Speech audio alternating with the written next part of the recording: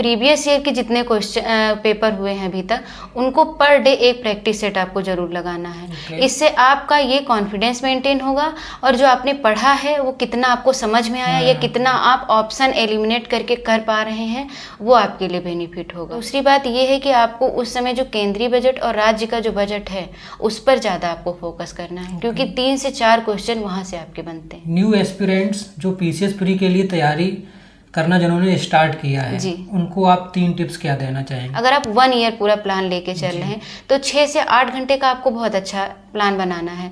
हो सकता है आप मैक्सिमम जितना हो सके पढ़ सकते हैं, लेकिन मिनिमम आपको 8 घंटे पढ़ने ही पढ़ने। मेरी तरफ से आपके लिए ही थैंक यू उपहार। So much. इस चैनल को जितना हो सके आप सब्सक्राइब करें, लाइक करें और अपने दोस्तों में शेयर करें, ताकि ये चैनल और भी आगे स्प्रेड आउट होता रहे। जय हिंद दोस्तों, आई होप आप सभी लोग बहुत अच्छे होंगे। दोस्तों स्वागत है आपका द शिवम शो के इस खास एपिसोड पर। और आज की जो हमारी स्पेशल गेस्ट हैं वो हैं विद्योत्मा जी। इनके बारे में अगर मैं आपको बताऊं तो इन्होंने हाल ही में अभी पीसीएस प्री एग्जाम क्वालिफाई किया है और इनका माध्यम है हिंदी। तो इनसे बहुत सारे क्वेश्चन करेंगे इस वीडियो में। बहुत सारे बच्चे कंफ्यूज होते हैं कि हम कौन सी बुक लिस्ट फॉलो करें, कैसे पढ़ें, तो ये सारे डाउट्स आप लोगों के इस वीडियो के माध्यम से क्लियर होने वाले। न्यूज़पेपर के बारे में भी इनसे बात करेंगे कि उन्होंने कौन सा न्यूज़पेपर पढ़ा और कैसे पढ़ा, टाइम टेबल उन्होंने क्या फॉलो किया, स्ट्रेटजी इनकी क्या थी, कैसे इन्होंने चीज़ें पढ़ी और इन्होंने कैसे एग्जाम को क्वालिफाई किया। और जो नए एस्पिरेंट्स हैं जो पीसीएस प्री के लिए तैयारी करना शुरू कर रहे हैं, उनको क्या क्या सावधानियां बरतनी चाहिए और क्या क्या टिप्स उनके लिए हेल्पफुल हो सकते हैं, इन सब पे ओवरऑल बात करी गई है इस वीडियो में। तो आप लोग इस वीडियो को पूरा देखिएगा और अगर आप इस चैनल पे नए हैं तो इसे सब्सक्राइब जरूर कर लीजिएगा, क्योंकि ऐसे ही इंफॉर्मेटिव वीडियो आपके चैनल पे आगे भी मिलते रहेंगे। तो let's start the Shivam show. तो विद्योत्मा जी, द शिवम शो पर आने के लिए आपका बहुत बहुत धन्यवाद। Thank you so much. आपको कैसा लग रहा है हमारे शो पर आकर? बहुत अच्छा लग रहा है कि आपने ये अपॉर्चुनिटी दी, यहाँ आने का मौका दिया, बहुत अच्छा लग रहा है। सबसे पहले तो आपको बहुत बहुत बधाई। आपका पीसीएस अभी फर्स्ट अटेम्प्ट में ही क्वालिफाई हुआ है, इसलिए मेरी तरफ से आपको बहुत बहुत शुभकामनाएं। Thank you so much. जैसे कि अगर मैं फैक्ट पे बात करूं तो लगभग 5 लाख बच्चों ने इसमें फॉर्म डाले थे जी। और 3 से 3.5 लाख बच्चों ने इसमें एग्जाम दिया था इस बार। जी बिल्कुल। और उसमें से 4000 लगभग 47 बच्चे ही उसमें क्वालिफाई करे, उसमें से आप एक हैं जी। तो आपको कैसा लग रहा है? बहुत अच्छा लग रहा है। मेरे लिए तो ये रिजल्ट अनएक्सपेक्टेड था, क्योंकि मैंने सोचा नहीं था। इतना ज़्यादा कंट्रोवर्सी हो गई थी क्वेश्चन को लेके कि आयोग ने इतने क्वेश्चन गलत किए, ये है वो है, तो इसी में थोड़ा क्लियर नहीं थे कि नहीं हो जाएगा। बट रिजल्ट आया तो बहुत खुशी हुई सुबह उठते ही। तो जब आप अपना रिजल्ट देख रही थी उसमें सब लोगों की क्या एक्सपेक्टेशन थी आपसे? क्या हम थे, हमारी दीदी थी और कोई था नहीं, उन्हीं से बताए थे, बहुत अच्छा लगा था। और उन्होंने जैसे पहले ही कह रखा था मुझसे कि तुम प्री निकालो, मेंस हम तुम्हारी तैयारी करवाएंगे, तो मुझे सबसे ज़्यादा उनको खुशी हुई थी। मतलब मुझसे ज़्यादा मेरी दीदी खुश हैं इस चीज़ से। आप अपने एजुकेशनल बैकग्राउंड के बारे में कुछ बताइए। एजुकेशनल बैकग्राउंड मेरा बीए है, जो मैंने 2017 में कंप्लीट किया है, जो BA polity, economy and geography से है। इसीलिए मेरा ये सब्जेक्ट तीनों जो है इसमें पीसीएस में थोड़ा ज़्यादा वेटेज रहता है इसका। जी। तो आपका मतलब पॉलिटी था? जी पॉलिटी था, और पॉलिटी मुझे मतलब इंटरेस्टिंग भी बहुत लगता है। और इकोनॉमिक्स था लास्ट में मैंने छोड़ दिया था। ज्योग्राफी पॉलिटी मेरा मेन सब्जेक्ट है। बहुत अच्छा लगता है मुझे पॉलिटी पढ़ना। अरे वाह, क्या बात है। अच्छा, तो बहुत सारे बच्चे ऐसे हैं जो पॉलिटी को पढ़ना चाहते हैं लेकिन उन्हें सही अप्रोच नहीं पता है पॉलिटी को पढ़ने की, तो आप कुछ बता सकें तो इसके बारे में बताइए। देखिए, पॉलिटी मैंने जैसे अपने ग्रेजुएशन में पढ़ा था वो तो बिल्कुल अलग था, लेकिन कंपटीशन के लिए पॉलिटी अलग होती है। इसको मैंने स्टार्ट किया था स्टडी विद कृष्णा चैनल से। उसमें जो सर ने पढ़ाया संवैधानिक इतिहास से, वो एक भूमिका पूरी उन्होंने बनाई है, जो वाकई में आप पढ़ेंगे तो लगेगा कि हाँ कुछ हम अलग पढ़ रहे हैं। एक इतनी अच्छी समझ उससे डेवलप होती है। और नोट्स बनाते जाइए, और उसके बाद आप खुद से लगेगा जब क्वेश्चन करने लगेंगे प्रीवियस ईयर, तो आपके सारे क्वेश्चन होते चले जाएंगे। अच्छा, आप एक चीज़ और बताइएगा, क्या आपने कोई कोचिंग ज्वाइन करी थी या फिर आपने सेल्फ स्टडी ही करी थी? कोचिंग तो मैंने कोई नहीं ज्वाइन की थी, अरे क्योंकि लॉकडाउन के टाइम पे पूरा टाइम मिल गया था पढ़ने के लिए, तो मैंने यूट्यूब से ही स्टार्ट किया था। स्टार्टिंग में तो 2-3 चैनल ऐसे मिले जो मैंने मतलब थोड़ा नोट्स बनाया, फिर मुझे नहीं समझ में आया। लेकिन जब स्टडी विद कृष्णा सर से हम पढ़ने लगे, उनके सारे सब्जेक्ट हैं, पॉलिटी भी है, ज्योग्राफी भी है, हिस्ट्री भी है, जिसमें उन्होंने मॉडर्न हिस्ट्री पढ़ाया है, और बाकी हिस्ट्री भी मैंने ऐसे ही यूट्यूब से ही कवर किया है। बाकी सेल्फ स्टडी किए हैं और ज़्यादा कहीं कोचिंग वोचिंग में नहीं भटके हैं। तो आपने सेल्फ स्टडी करके ही मतलब फर्स्ट अटेम्प्ट में ही निकाल दिया जी। ये तो बहुत बड़ी बात है। कई सारे बच्चे तो ऐसे हैं जो मतलब कोचिंग भी ज्वाइन करते हैं और तब भी उनका सिलेक्शन नहीं हो पाता है। नहीं, वो होता है कि आप कितना डेडिकेटेड हैं उस चीज़ को लेकर के।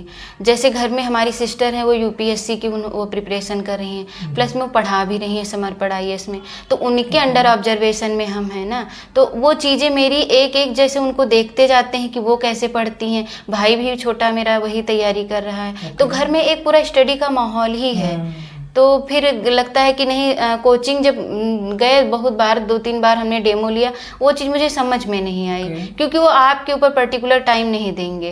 अब कोई क्वेश्चन फंसता है तो वो बाद में कहते हैं बाद में पूछना, तो वो चीज़ मुझे नहीं समझ में आई। इसीलिए मैंने अपने खुद पे ही ऐसे ही काम किया, और ये जर्नी ऐसी है जिसमें आपको खुद से ही सारी चीज़ें सर्च करनी है। कोचिंग तो एक माध्यम होता है। बिल्कुल सही कहा आपने। आप जरा ये बताइए, आपने कितने समय तक तैयारी करी थी इस PCS प्री क्वालिफाई करने के लिए?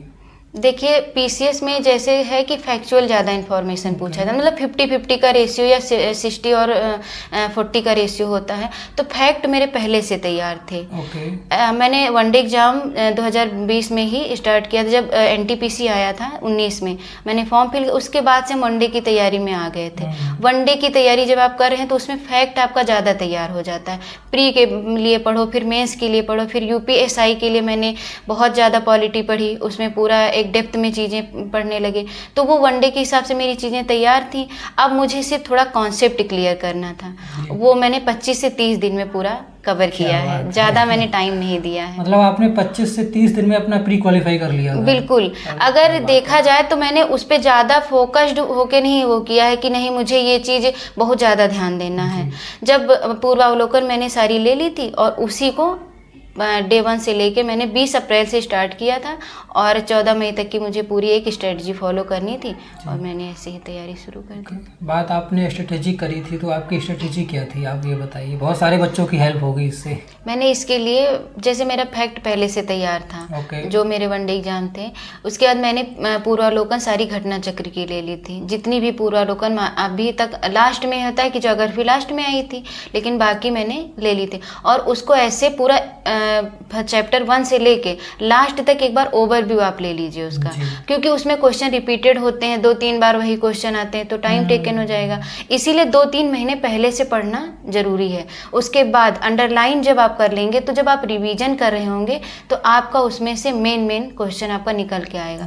प्लस में आपको प्रीवियस ईयर के जितने क्वेश्चन पेपर हुए हैं अभी तक, उनको पर डे एक प्रैक्टिस सेट आपको जरूर लगाना है। इससे आपका ये कॉन्फिडेंस मेंटेन होगा, और जो आपने पढ़ा है वो कितना आपको समझ में आया, या कितना आप ऑप्शन एलिमिनेट करके कर पा रहे हैं, वो आपके लिए बेनिफिट होगा। ये चीज़ आप डे 1 से सोच के रखिए कि हमको 3 महीने पहले की घटना चक्र सारी लगा लेनी है, जो मार्केट में है। जैसे एडिशन जो नई आती है वो आपको लेना है, क्योंकि उसमें आपके रिसेंटली के पेपर कवर हो जाते हैं।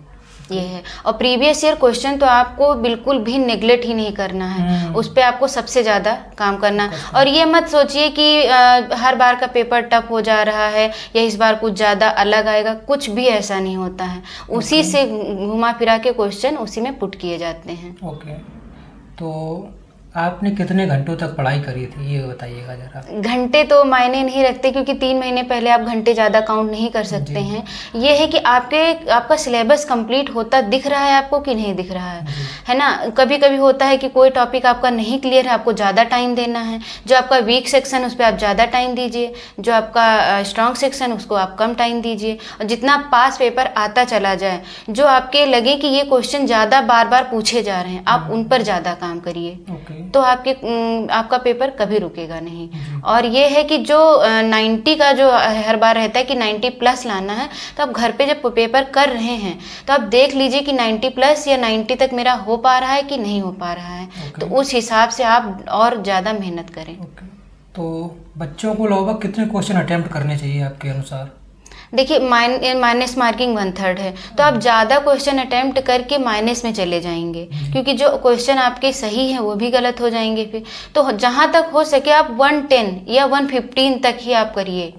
अगर आपके, क्योंकि ह्यूमन एरर से भी 2-4 क्वेश्चन लगभग गलत हो जाते हैं, कभी कभी बबल्स भरने में भी क्वेश्चन गलत हो जाते हैं हड़बड़ाहट में, क्योंकि वो एग्जामिनेशन का जो प्रेशर हॉल में होता है वो सबके साथ होता है, कितना भी कोई पढ़ने वाला हो या फिर कोई फ्रेशर हो, सबके लिए वो सिचुएशन क्रिएट होती है। तो आपको बहुत ज़्यादा क्वेश्चन है, एक बार आप क्या करिए कि एक पेपर जैसे जीएस फर्स्ट आप दे रहे हैं तो एक बार में पूरा आप 45 मिनट या 40 मिनट पूरा 1 से लेके 150 तक क्वेश्चन आपको देख लेने हैं। हो सकता है कि लास्ट में पेपर इजी हो या स्टार्टिंग में टफ हो, तो आपको सारा पेपर एक बार ओवरव्यू ले लेना है पेपर का। पेपर का ओवरव्यू जब आप ले रहे होंगे तो लगभग आपके 50 से 55 क्वेश्चन वैसे ही नॉर्मली आपके हो जाएंगे, है ना। वो नॉर्मली जब क्वेश्चन आपके हो जाएंगे तो आपको अंदर से लगेगा कि नहीं मेरा पेपर आधा तो लगभग 40% तक तो हो गया है। फिर आपको कितना करना है, जब 45 से 50 क्वेश्चन आपके हो जाएंगे तो आपको 40 क्वेश्चन के लिए वो करना। फिर सेकेंड में आपको जो क्वेश्चन हो गए उनको तो आप टिक करते पहले चले जाइए, फिर जो सेकंड वाला आप राउंड कर रहे हैं उसमें जो हार्ड क्वेश्चन है उसमें थोड़ा टाइम दीजिए। हो सकता है ऑप्शन एलिमिनेशन से हो जाए, या फिर और भी बहुत सारे इंसान तुक्के भी लगा लेता है, तो ज़्यादा तुक्के पे तो भरोसा नहीं किया जा सकता। लेकिन हाँ ये है कि आपको 2 बार में पेपर अटेम्प्ट करना है, कि एक बार में ही स्टार्टिंग से शुरू किया कि लास्ट तक हमको 2 घंटे खत्म करने, तो आपको लास्ट में कुछ क्वेश्चन इजी भी मिल सकते हैं, तो वो नहीं आपको करना है। मतलब पहले पूरे का ओवरव्यू ले लीजिए। यस। उसमें आपके कुछ क्वेश्चन अटेम्प्ट हो जाएंगे। उसके बाद फिर आप देखिए कहाँ कहाँ से आपको क्वेश्चन करने हैं। ये है, और ये है कि आप स्टार्टिंग से 90 प्लस करना है आपको, तो आप जब स्टार्टिंग से करने लगेंगे तो आपको लगने लगेगा कि हाँ हमको इतने क्वेश्चन अगर हो रहे हैं तो मेरा हो जाएगा, तो बहुत ज़्यादा करने की आपको ज़रूरत नहीं है।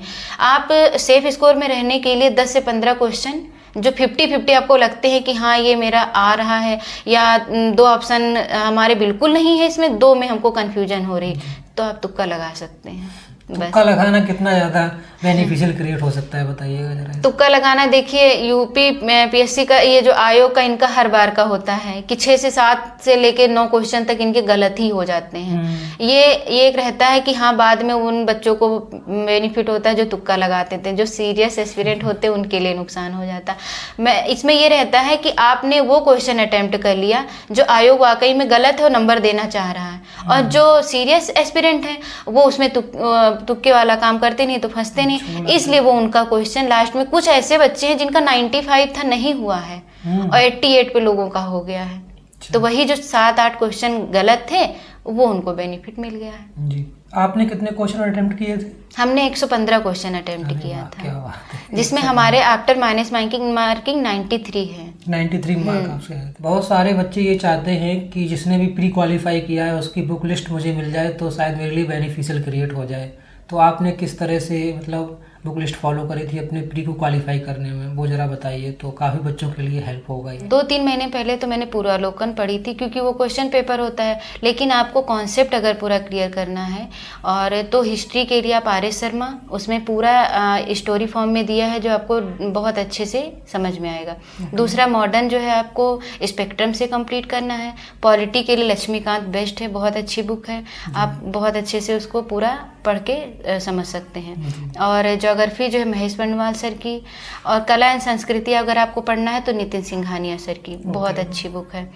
और पर्यावरण पारिस्थितिकी की दृष्टि की, इकोनॉमिक्स दृष्टि की, ये सारी बुक लिस्ट जो है एक बार आप पूरा इनसे जब कॉन्सेप्ट क्लियर कर लीजिए तब आप पूर्वावलोकन पढ़िए, वो भी पेपर के 2-3 महीने पहले, क्योंकि ये क्वेश्चन है, इसमें सॉल्यूशन दिया, इससे आपका कॉन्सेप्ट क्लियर नहीं होगा। इसलिए जो हमने बुक्स बताई उसको पहले आप पढ़ लीजिए, उसके बाद ये पूर्वावलोकन से आपको क्वेश्चन सॉल्व करने हैं। मतलब आपने जो पहले बुक्स बताई उनसे आपका बेसिक क्लियर हो जाएगा, फिर आप क्वेश्चन आंसर मूव ऑन कर सकते हैं अवलोकन पर जाकर। Yes sir. आपने अपने नोट्स कैसे बनाए थे, जरा ये बताइएगा।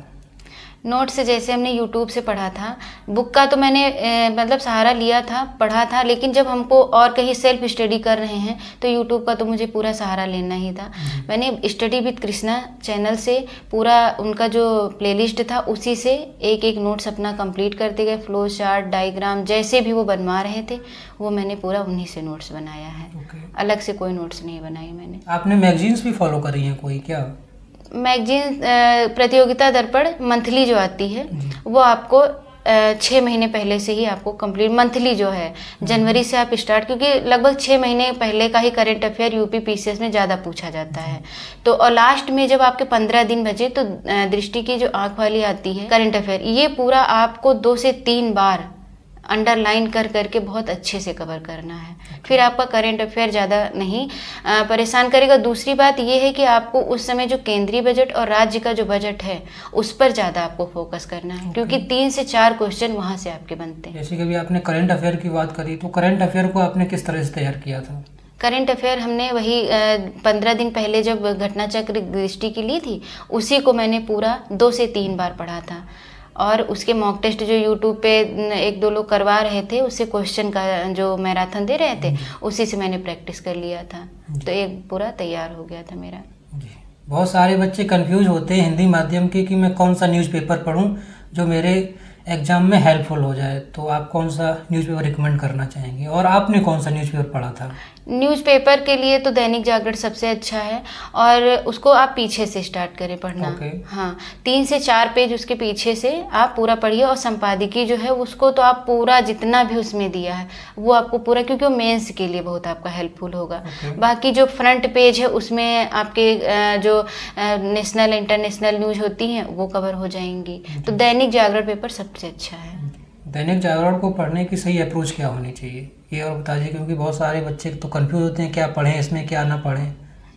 हाँ, क्योंकि प्रचार उसमें बहुत ज़्यादा रहता है, सारे न्यूज़पेपर में बहुत एडवर्टाइज रहता है, तो इसलिए आप उस पर ध्यान ही मत दीजिए, क्योंकि जो सीरियस एस्पिरेंट हैं वो ज़्यादा पेपर में इधर उधर की चीज़ें नहीं पढ़ते हैं। आप फ्रंट पेज तो ज़रूर देखिए एक बार कि हमको इसमें क्या क्या अंदर पढ़ना है, फिर लास्ट के पेज से जैसे अंतर्राष्ट्रीय खबरें जो हैं, फिर उसके बाद खेल परिदृश्य है, आर्थिकी है, फिर उसके बाद संपादकीय है, ये 4-5 पेज जो पीछे से हैं ये बहुत ही इंपॉर्टेंट है।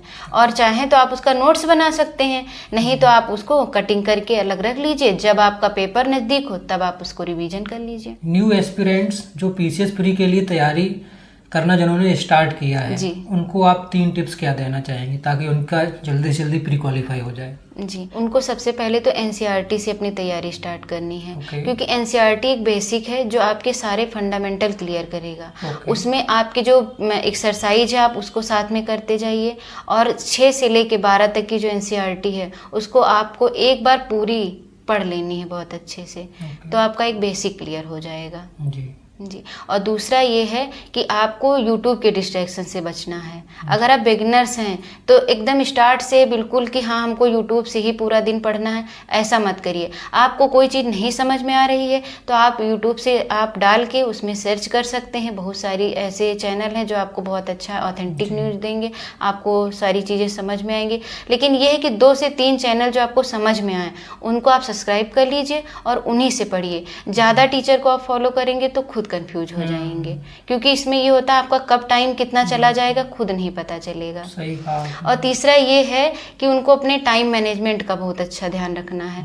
आप अगर बहुत अच्छे से पूरा एक 6 से 8 घंटे का शेड्यूल आप पर डे का बना रहे हैं, अगर आप 1 ईयर पूरा प्लान लेके चल रहे हैं तो 6 से 8 घंटे का आपको बहुत अच्छा प्लान बनाना है।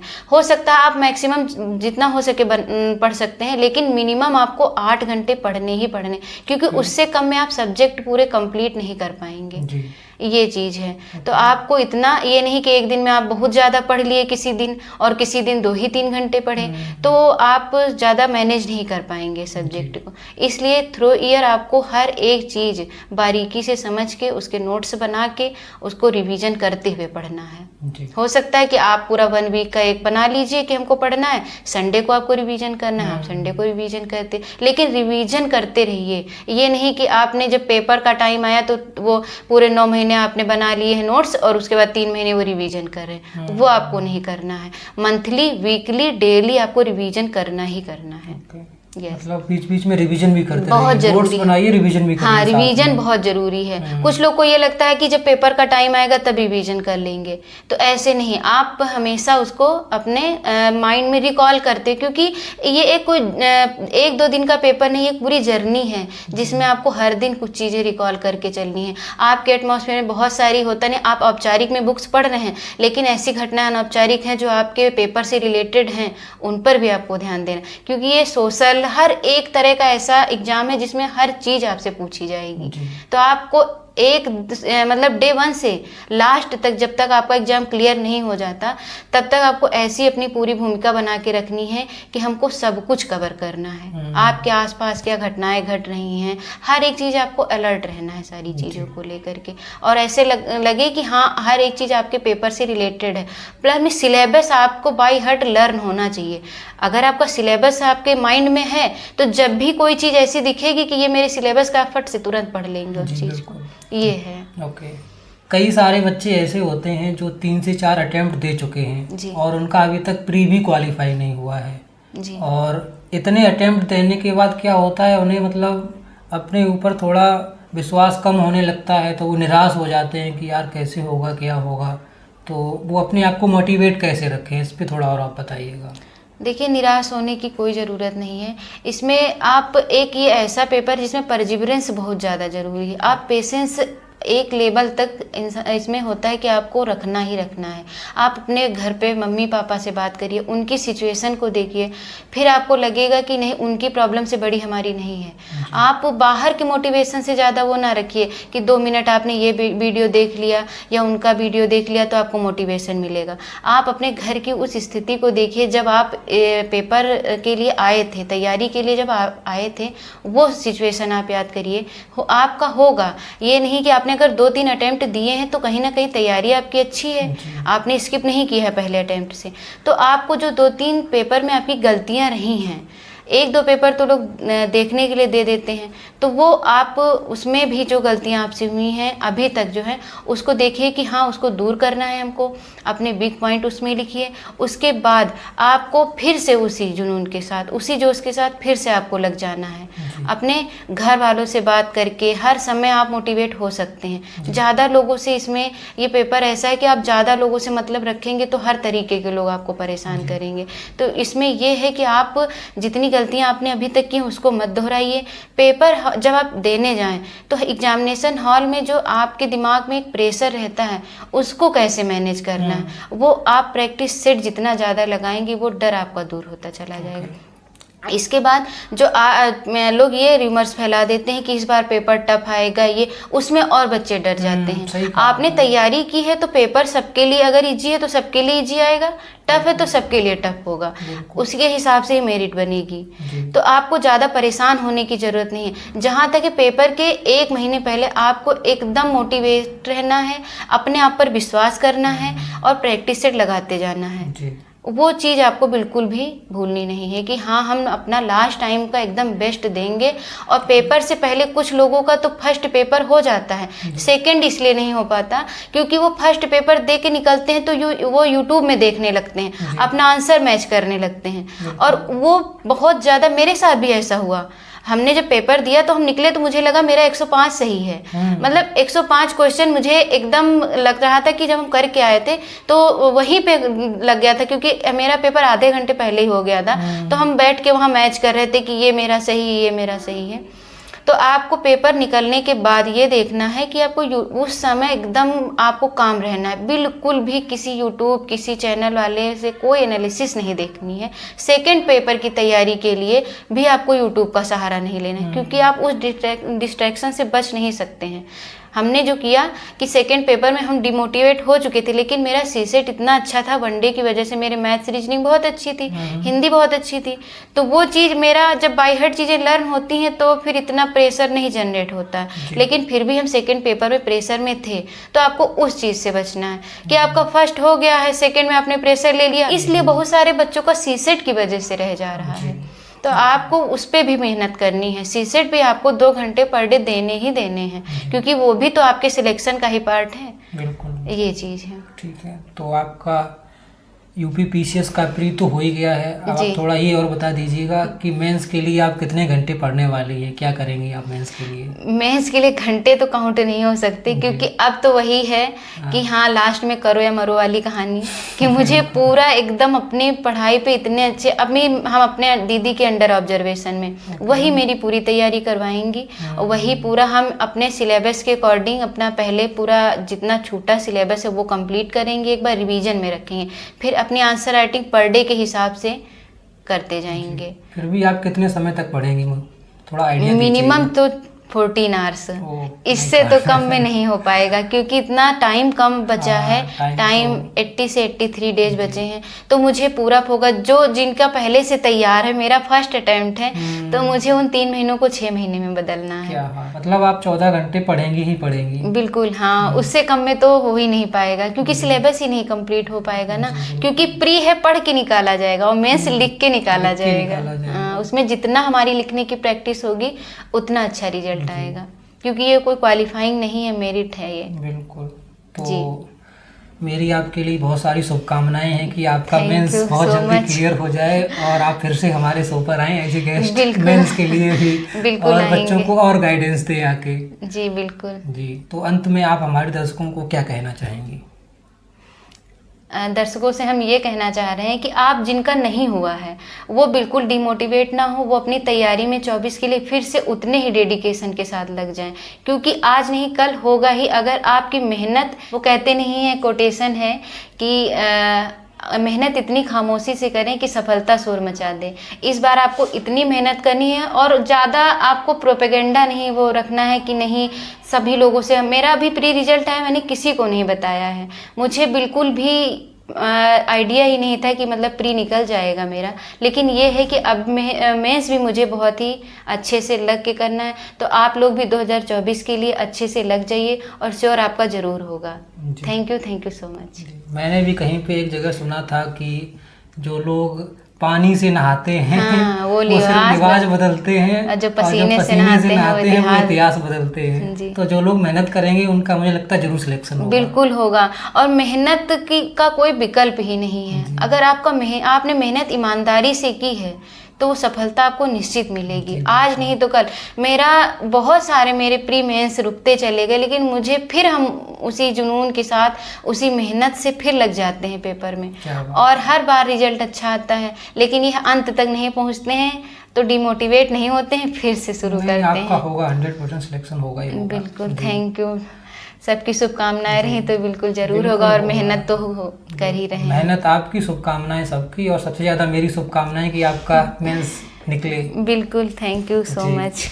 तो आपका प्री निकल गया, पहले इसके लिए शुभकामनाएं, और मेंस भी निकल जाए इसके लिए और बहुत सारी शुभकामनाएं कि आपका मेंस भी जल्दी से जल्दी निकले। बिल्कुल, थैंक यू सो मच। तो आपका हमारे शो पर आने के लिए बहुत बहुत धन्यवाद, और आपने इतनी चीज़ें बताई, इससे बच्चों की बहुत ज़्यादा हेल्प होगी और बच्चों को बहुत कुछ सीखने को भी मिलेगा जी। तो एक बार आपका फिर से बहुत बहुत धन्यवाद, और आपके लिए मेरे पास एक छोटा सा उपहार है, अगर आप इसे लेंगी तो मुझे काफ़ी अच्छा लगेगा। और ये उपहार आपके लिए इसलिए भी है कि आपने अपना प्री क्वालिफाई किया है पीसीएस का, तो मेरी तरफ से आपके लिए एक ही उपहार जी। थैंक यू जी। आपका भी धन्यवाद, आपने अपना इतना कीमती समय में से हमें थोड़ा समय दिया, इसलिए आपका आभार। Thank you so much. तो आप लोगों को ये एपिसोड कैसा लगा, आप लोग अपनी राय हमें कमेंट बॉक्स में ज़रूर दीजिएगा, और ऐसे ही इन्फॉर्मेटिव वीडियो के लिए आप लोग इस चैनल को सब्सक्राइब जरूर कर लीजिएगा, क्योंकि ऐसे ही इन्फॉर्मेटिव वीडियो आपको इस चैनल पे आगे भी मिलते रहेंगे। तो आप भी हमारे दर्शकों से कुछ बोलिएगा। दर्शकों से ये कहना चाहते हैं कि इस चैनल को जितना हो सके आप सब्सक्राइब करें, लाइक करें और अपने दोस्तों में शेयर करें, ताकि ये चैनल और भी आगे स्प्रेड आउट होता रहे। थैंक यू जी। आपका भी बहुत बहुत धन्यवाद। जी।